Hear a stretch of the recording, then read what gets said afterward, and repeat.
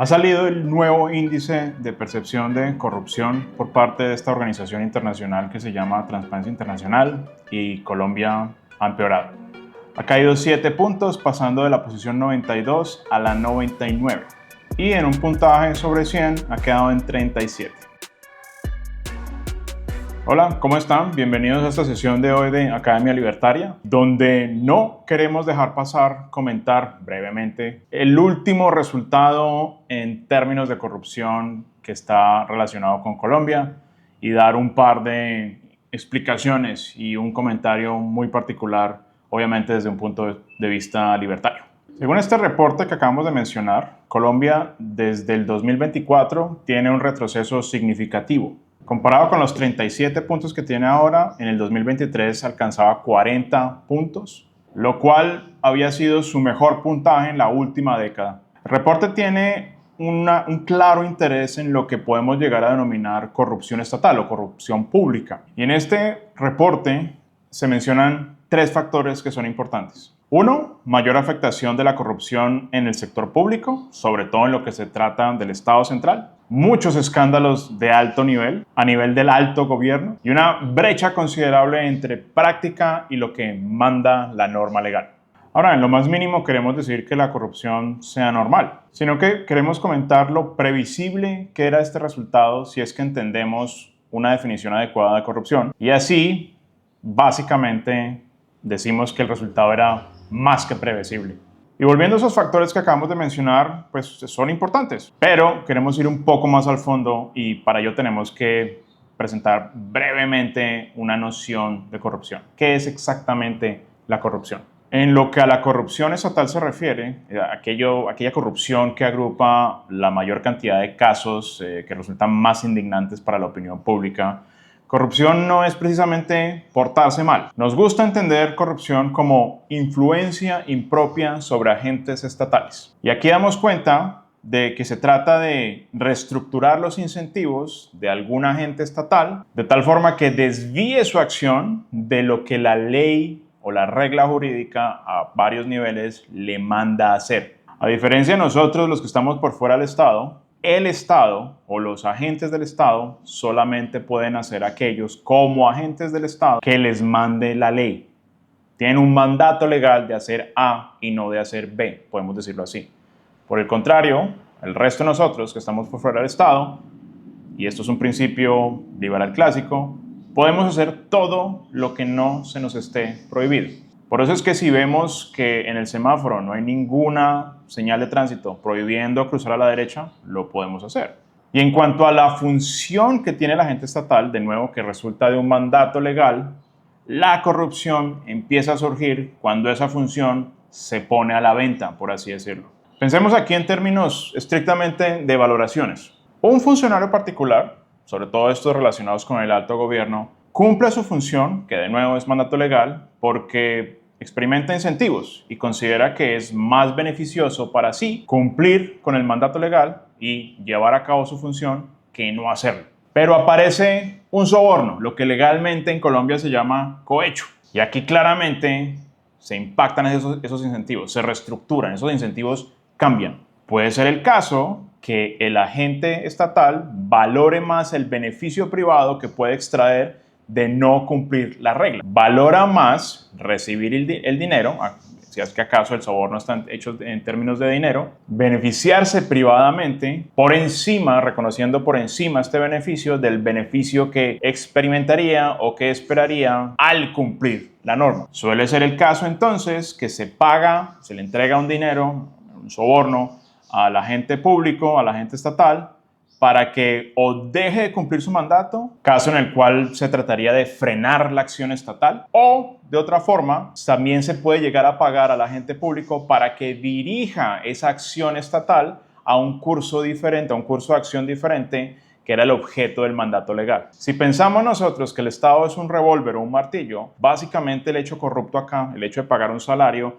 hace que el Estado no se dirija a A, sino a B, contrario a lo que la norma le había mandado. Aquí entonces, contrario pues a lo que nos dicen varios libros de finanzas públicas, la función pública se convierte en un instrumento de beneficio privado o un instrumento cuyo resultado va a ser capturado privadamente. En el fondo eso es corrupción, o por lo menos la corrupción relacionada con el Estado. De nuevo, aquellos casos más indignantes, pues los que más atención de los medios de comunicación precisan. Así entonces, la corrupción es un cambio inducido de conducta mediante la reestructuración de incentivos. Y aquí está el punto central, o por lo menos el punto que queremos dejar claro acá. Y es que existe una especie, por así decirlo, de condición previa para que haya corrupción. Que el Estado tenga esa función y que tenga el poder de decidir. Decidir, por ejemplo, quién puede prestar el servicio de transporte.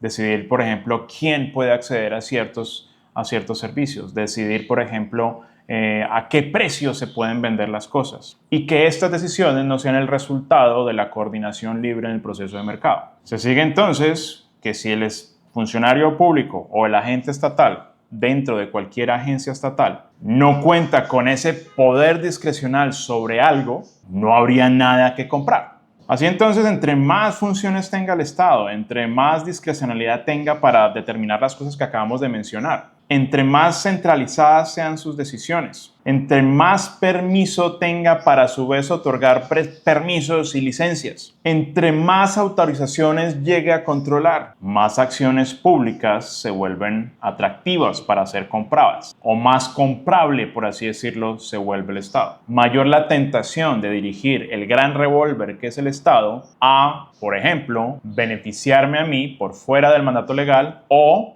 dirigir ese revólver para perjudicar, por ejemplo, a mis competidores. Pensemos en el caso del transporte. Si yo soy el representante de un grupo de interés muy particular, como son los taxistas en el caso de Colombia, pues puedo experimentar incentivos en de pronto no invertir tanto en mejorar el servicio de transporte, que los taxis lleguen a tiempo, que vayan donde dicen que van a ir, que cobren lo que está pactado en un inicio en las tablas, sino que dado el marco de instituciones, reglas jurídicas básicamente que le otorgan cada vez más funciones al Estado, pues puede que yo experimente incentivos para, en vez de invertir en la mejora del servicio, invertir, qué sé yo, en un par de abogados para que vayan a hablar constantemente ante el Congreso de la República y me hagan una norma a mi favor o a mi medida, por así decirlo. Luego dirijo el revólver, que es el Estado, a molestar, a perjudicar aquellas unidades de oferta que buscan competir conmigo. Y lo que hacemos entonces, o lo que haría yo como gerente de este grupo de interés, pues sería sobornar, por ejemplo, empleados públicos o hacer lobby, una forma más o menos legal de corrupción, para que salga una ley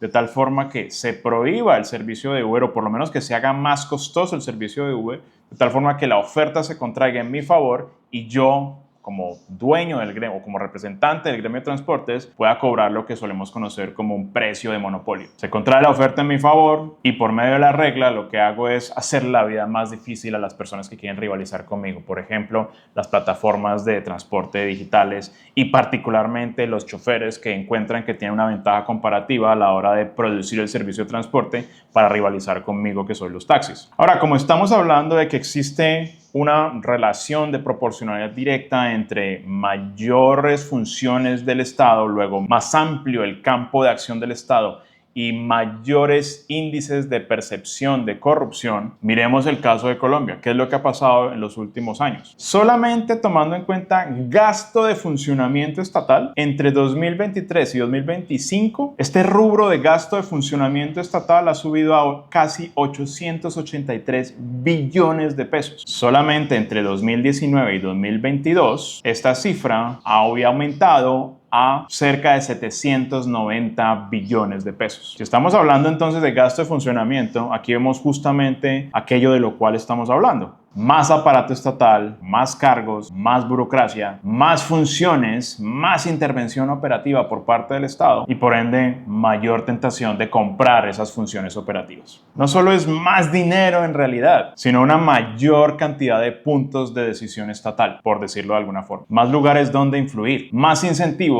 para comprar ese poder de decisión discrecional por parte de una gran cantidad o una cantidad creciente de funcionarios del Estado. Con el aumento entonces que ha tenido el gasto de funcionamiento y por ende básicamente el Estado colombiano, cómo ha crecido. ¿Nos sorprende acaso este nuevo índice en la percepción de corrupción? No, en lo más mínimo. De hecho, si sabemos justamente esto, si entendemos esta definición de corrupción, era más que esperable. O sea, si el Estado lo que ha hecho es crecer, no sé si exponencialmente, pero definitivamente ha crecido con una mayor aceleración que entre 2019 y 2022, pues era solamente esperable que a mayor cantidad de funciones, a mayor cantidad de discrecionalidad por parte del Estado, pues mayor el incentivo de invertir, no en mejorar servicios por parte de los entes privados, sino en comprar el favor del Estado, no solamente para que me favorezca a mí por fuera del mandato legal, sino tomar las decisiones estatales y dirigirlas en contra de las vidas de aquellas personas que buscan rivalizar conmigo, solamente para tomar esos dos ejemplos. Así entonces, si se amplía el campo de acción del Estado, pues se amplía, por así decirlo, ese mercado, esa oferta y demanda de influencia impropia sobre agente estatal. Esto no es en el fondo un problema moral, o por lo menos la causa no es moral del todo, es un problema de incentivos y cómo se reestructuran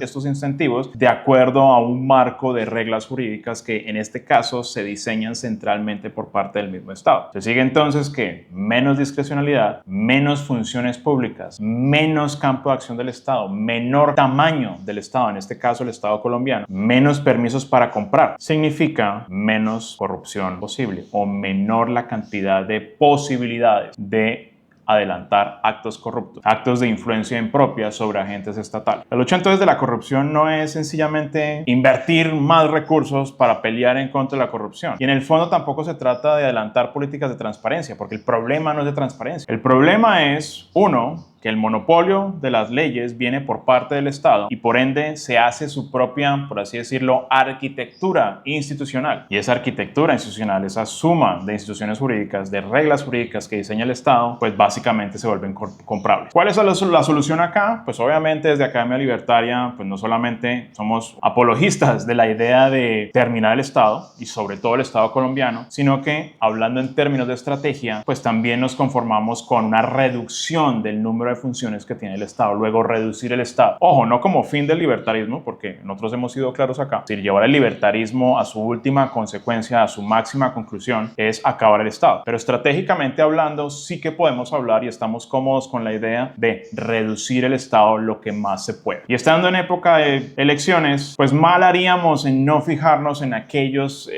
agentes estatales que, por un lado, a pesar de que su discurso pareciera liberal, la ejecución de sus propuestas puede llegar a demostrar todo lo contrario. Es decir, puede haber candidatos que se quejen del tamaño del Estado, pero si vemos con lupa sus propuestas nos damos cuenta que de una forma estratégica o inadvertida supone es el aumento del aparato estatal y ahí hay más corrupción. Solución entonces, acabar el Estado o nos contentamos estratégicamente con disminuirlo lo que más se puede. Muchas gracias por habernos escuchado, esperamos pues que hayan disfrutado el video, recuerden que nos ayudan tremendamente si nos dan like, comentan y se suscriben, si le pasan este video a cualquier persona que tengan en mente, cual agradecemos muchísimo. Muchísimas gracias y nos vemos en la próxima ocasión.